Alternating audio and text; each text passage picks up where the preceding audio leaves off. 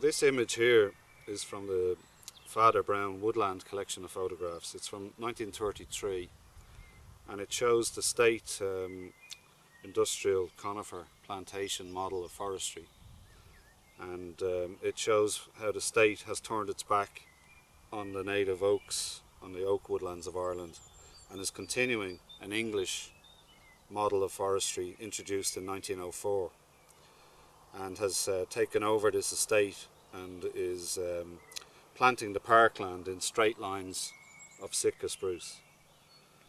And I'm showing it here beside a young oak tree from an ancient woodland in Raheen Woods connected to this community woodland project.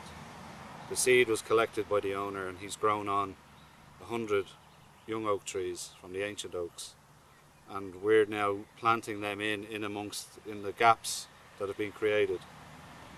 And I suppose it's the juxtaposition of the fact that, again, that this site was coniferized like this. Well, it was once an oak forest, then coniferized, and is now going to come back to being an oak forest again.